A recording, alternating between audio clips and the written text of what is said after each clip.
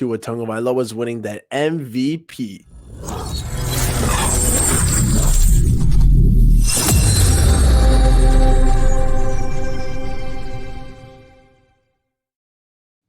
What is up, and welcome back to Nando Talk. We've got a good one planned for you today. We're going to be talking about the Miami Dolphins and how Tua Tagovailoa is genuinely an MVP candidate. It is nobody but Patrick Mahomes and Tua Tagovailoa in this conversation.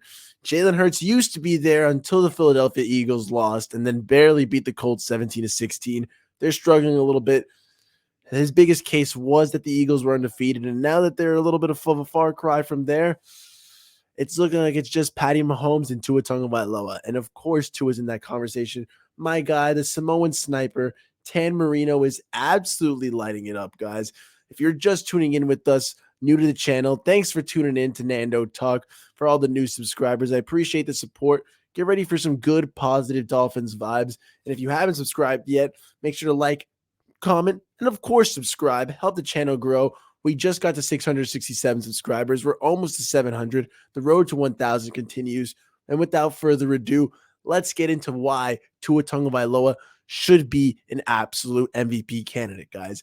We started off with the fact that there are only 2 players in the NFL who have had 3 consecutive games with more than 275 passing yards, at least 3 passing touchdowns, and a passer rating of over 135. Kurt Warner in 1999, who, by the way, won the MVP, and Tua Tagovailoa right now. So if history is a bit of a guide, it looks like Tua's on the right track. And of course he is, because you continue to look at those numbers. The passer rating leader, Tua, is at 118.4. He's absolutely rocking and rolling right now. Coming off the bye, he's going to play the Texans. A nice, soft, easy game. We'll shred him and continue to add to those numbers and the wins, because the stats mean nothing if you're not winning. And all my guy Tua does is win. Let us remind us once again that Tua Tagovailoa has not lost the game that he has started and finished, which this season, which means the Dolphins, that's 7-3. Who knows how nice we could have been if Tua didn't get injured, because Tua has not lost the game that he has started this year. The Dolphins are undefeated when Tua is playing and starting and finishing. So you love to see that for my guy QB1, the franchise. But it's not just a passing rating leader. It's not just the fact that this kid wins. He's first in passer rating, tied for first in touchdown interception ratio, 18-3 touchdowns to interceptions. That's beautiful. When you look at the fact that Justin Herbert has 4 fourth quarter interceptions this season and Tua only has 3 interceptions on the season, you'll love to see that. You play clean, turnover-free football, and there are very few teams who can play and beat you, honestly, because turnovers, that's how you win games. Staying off the turnover sheet, forcing the other team to commit turnovers, that's what the Dolphins are good at. And Tua, man, thank you for playing that clean football, because you also got the first in pass touchdowns per attempts, yards per attempts first, yards per completion first, and you're bottom 10 in yards after the catch. Tyreek is like 70-something in yards after the catch. We're a team that was supposed to be the yak attack and the ground-heavy team. And while the run game has come alive right now, it is clear the Dolphins are airing it out. We are stretching the field. It is not just this yak-heavy team. We're actually playing good football, okay? And you've got to love what you're seeing from Tyreek Hill, who leads the NFL in receiving yards. He's got 1,100 right now, and he's about to play the Texans. If he drops 200, he'll be nice and dandy. He's already averaging 120 receiving yards a game, and I'd love to see him continue up that nice historic pace. I say historic pace because there has not been an NFL receiving tandem this prolific, this fiery, this hot in a season. And Jalen Waddle, it's a shame to almost call him a second fiddle wide receiver too, because he could be a top 10 receiver in his own right. He's 3rd or 4th right now receiving yards in the league. We just came out that bye. And again, if I think Tyreek Hill is going to keep padding those numbers, Jalen Waddle is going to be right there behind him. The 2 fastest receivers in the NFL. They challenge each other to get better, and I love the fact that those are the 2 weapons that Tua Tagovailoa has. Hey, you can't knock him for having weapons. You knocked him for not having them. Now that he's got the toys, we love to see that he's actually using them, unlocking them. It's so fun to see, man. In the last 3 weeks against the Lions, Tua had 382 yards, 3 touchdowns, 81% completion, 93.8 QBR. Against the Bears, 302 yards, 3 touchdowns, 70% completion, 81.3 QBR. Week 10 against the Browns, 285 yards, 3 touchdowns, 78%, 99 93.7 QBR, guys. Again, beyond phenomenal numbers. And the most important of that is that over those 3 games where he had baller numbers, there's also 3 straight freaking wins, guys. This is what I want to see from the Miami Dolphins. I think this entire team is playing great football. I think they're playing out of their minds. Mike McDaniel wants and has said 2022, let that be a season you remember for the rest of your life, or a season you never forget. One of those two. I'm paraphrasing right now. But the gist of it is make this a memorable season. And my God, his entire Dolphins team is putting in the work, 110% effort to make that happen. But Tua, man, quarterback one, the captain is proving that he can be a franchise quarterback, that he can guide this offense to untold heights, to places we've never seen, never thought that we'd be this early in the Mike McDaniel era. But lo and behold, the team is rocking and we're on fire right now. Yes, the defense has to improve, but they have picked it up in some slight holes, guys. This is a good Dolphins team. And if they continue to win games, it's only going to strengthen Tua's case, guys. We've talked about why Tua can be good because of all these stats, because he's tied for first in so many of these passing stats. Obviously, he's got to catch up in yards, but he did miss a couple of games.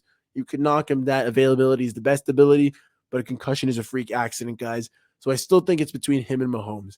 And if the Dolphins keep winning, let's say if we go 5-2 over the bye, if we even potentially win out or go 6-1, how can you say that we are not MVP favorites? There's the fact that there's still doubters and naysayers on that is ridiculous. The Dolphins are on top of the world right now, first in the AFC East, second in the AFC right now, with a chance to continue building because destiny is in our hands. We are the ones who can control it. We are masters of our own fate, and you've got to love that for the Dolphins. And it's a lot of thanks to this coaching staff, to the position we're being put in. But this quarterback is absolutely different. He's playing bonkers, man. We've been wanting it. We wanted that year 3 leap. And I understand that people on the outside are going to say it's all the weapons. It's all Mike McDaniel's system. The fact is that with Skylar Thompson and Teddy Bridgewater, we put up, I think, like 19, 18, and 16 points. Those 3 scores mix around there. Definitely terrible. Under 20 points for a team that is coming back from the Super Bowl. Not acceptable. This is a team that Cincinnati's got to figure it out. I think they are still a little bit, but hey, man, the Dolphins are on top of the world right now, and I'm good, and I'm loving that, guys. Tua, continue your MVP case, man. Don't let anybody stop you. I know that there's talks about Tyreek getting it. I think he'll get Offensive Player of the Year, but quarterback, MVP go hand in hand, man. So if you continue to win out, if he can continue to win games, I think he'll leapfrog Patrick Mahomes and will be good to rock, man. So Tua for MVP. I hope you guys enjoyed this video. If you did, drop a like, comment, let me know what you thought about it. Subscribe if you want to help me grow. If you just came over here as a new subscriber, I do appreciate you for tuning in. This is not the longest of videos, but I wanted to give something out there. So just to say hello and what's up, just to get you tuned in and ready to go for the positive vibes. I will be releasing right after this a video that I recorded with my buddy Spencer. Shout out the brother who I do the Fumble Brewski with, where we talk more general football. This is a Thanksgiving special, so that'll be awesome if you want to check that out. And then I'm also going to be releasing a video of me and my special guest, and at this point you figured out it's my buddy Spencer. We'll be talking just straight Dolphins. So check both those things out. It's not a 1 for the people. It's not a 2 for. It's a 3 for the people. And I hope we all enjoy our Thanksgiving. Hope we enjoyed the positive vibes, guys, because the Dolphins are on top of the world, guys. Against Houston Texans, to really quick and wrap it up, I'll be giving my pre-game prediction more on Friday, Saturday as the injuries clear out. But if the Dolphins are playing against Kyle Allen and not Davis Mills, now that Davis got benched, the little fear I had about this being a trap game have completely evaporated. Kyle Allen is buns, and Tua is much better. We're talking about a potential MVP over a backup quarterback starting, and that just goes to show you how the Dolphins are. This is not the same Dolphins team that played the Texans last year, and the Dolphins actually beat that with a Jacoby Brissett Dolphins. So you think if this year we're nice and hot this way, if I'm afraid? Absolutely freaking not. I'm glad what I've got with the Dolphins. And I still got us dropping 40 points and the Texans maybe getting 17, 18 maximum. Nowhere near, I'm not saying nowhere near, but they'll definitely not be cracking 20, guys. But let me know what you think. Like I said, again, I give the longest outros in the world. So if you're new to this, welcome. Please drop a like, Comment what you thought below, where I can improve, what other things you want to hear by the Friday episode. And just keep enjoying, guys. Keep staying safe and have a good one, man. I appreciate the support right now. We're almost on the way to 1K, and we can only be growing from there, guys. So, hey, I appreciate you guys. Bins up, and let's get an awesome dub on Sunday. Enjoy your Thanksgiving. Hopefully, have a little turducken, baby, and we're good to rock. But as always, chins up, fins up, and I'll see you guys next time. Thanks for enjoying.